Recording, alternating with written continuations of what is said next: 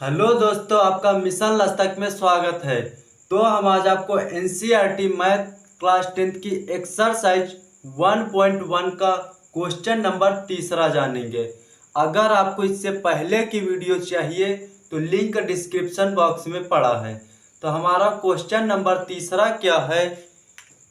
किसी किसी परेड में 616 सदस्यों वाली एक सेना आर्मी की टुकड़ी को 32 सदस्यों वाली एक आर्मी बैंड के पीछे मार्च करना है। दो समूहों को समान संख्या वाले स्तंभों में मार्च करना है। उन स्तंभों की अधिकतम संख्या क्या होगी जिसमें वे मार्च कर सकते हैं। तो हमें क्या निकालना है, मार्च करने वाले अधिकतम स्तंभों की संख्या। तो हमें यहाँ पे दिया क्या गया है, 32 सदस्यों वाली एक सेना आर्मी। तो यहाँ पे दिया गया है आर्मी सेना के सदस्यों की संख्या कितनी दी गई है। आर्मी सेना के सदस्यों की संख्या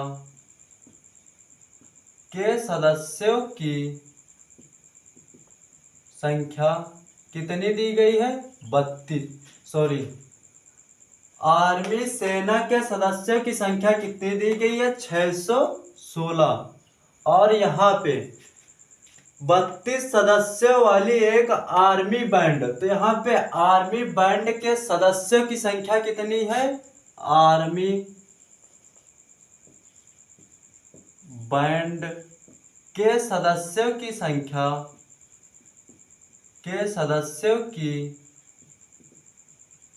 संख्या कितनी दी गई है, 32।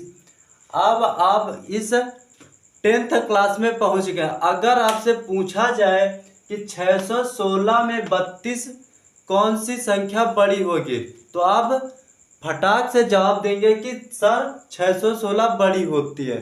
तो यहाँ पे 616 बड़ी होती है 32 से। अब हमें क्या निकालना है, मार्च करने वाले अधिकतम स्तंभ। तो अधिकतम के लिए हमें क्या निकालना होगा, HCF निकालना होगा। तो HCF मतलब हाईएस्ट कॉमन फैक्टर। तो इसे निकालने के लिए हमें यूक्लिड विभाजन प्रमेय की जरूरत पड़ेगी।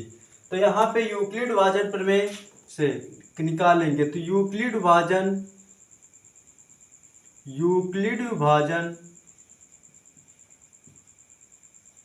प्रमेय से, यूक्लिड विभाजन प्रमेय क्या होती है, a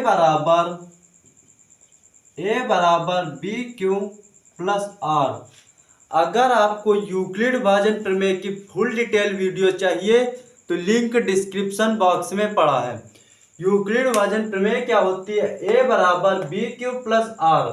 तो यहाँ पे a होता है भाज्य, b होता है भाजक, q होता है भागफल, r होता है शेषफल। अब यहाँ पे हमें 32 से भाग देना होगा 616 को। तो 32 से भाग देना होगा 616 को। यह कितनी बार जाएगा, तो आप कहेंगे सर ये 19 बार जाएगा। तो यहाँ पे 19 गुणा 2 में करोगे तो 19 19 19 दूना 38। ये हो गया 38 के 8, हासिल कितने बचे, 3। तो 19 23 57, 57 3 कितने होंगे, 60। अब यहाँ पे 6 में 8 घटाएंगे। तो आप कहेंगे सर 6 में तो 8 घटेंगे नहीं, तो यहाँ से एक हासिल लेना होगा। तो यहाँ हो गया 16, 16 में 8 घटाओगे तो कितने बचेंगे, 8।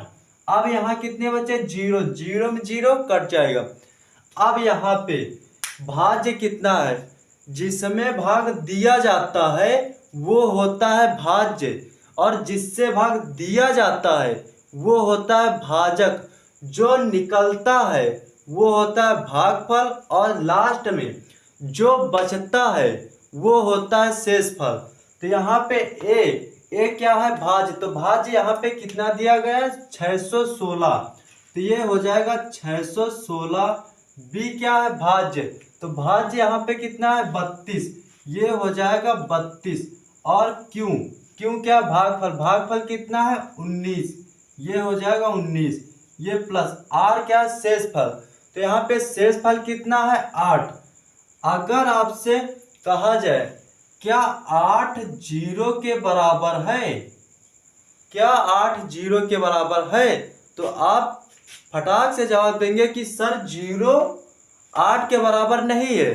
तो जब 0 8 के बराबर नहीं है तो इसलिए हमें 8 से भाग देना होगा अब 32 को। तो यहाँ से 8 से भाग दोगे 32 को, तो ये कितनी बार जाएगा, ये जाएगा 4 बार, तो ये हो जाएगा 8 चौक 32। अब यहाँ पे शेषफल कितना हो गया 0।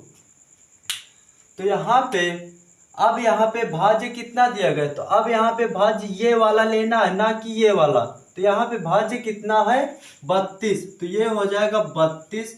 और भाजक, भाजक भी हमें ये वाला लेना है, तो भाजक कितना हो जाएगा 8 और भागफल कितना हो जाएगा 4 और शेषफल 0।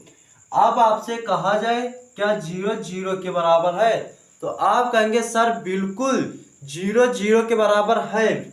जब शेषफल 0 प्राप्त हो गया है तो इस स्थिति को जो ये भाग करते हो ये एक रफ कर करना है। अतः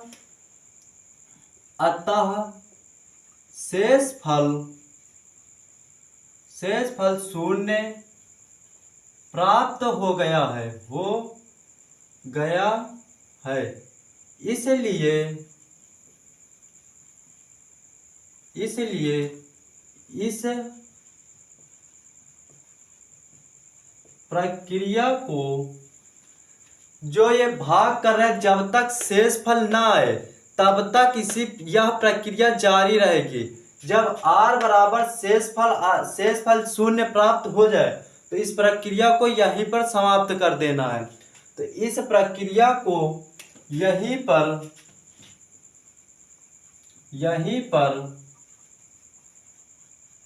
समाप्त करते हैं और इस स्थिति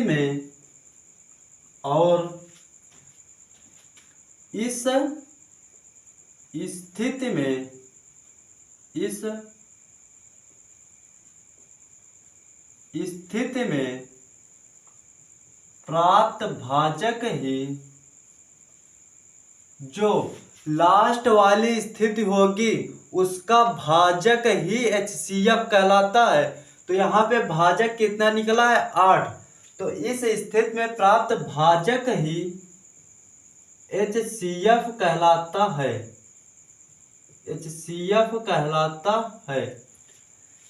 अब ये जो भाग किया है ये एक रफ कार्य करना है, तो इसे हम साफ कर देते हैं। अब यहाँ पे अब ये सवाल हम यहाँ पे करते हैं।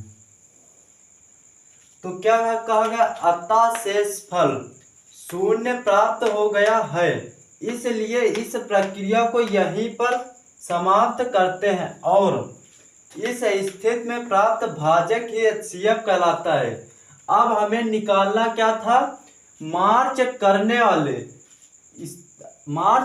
वाले अधिकतम स्तंभों की संख्या। तो यहाँ पे क्या हो जाएगा, अतः मार्च करने वाले अधिकतम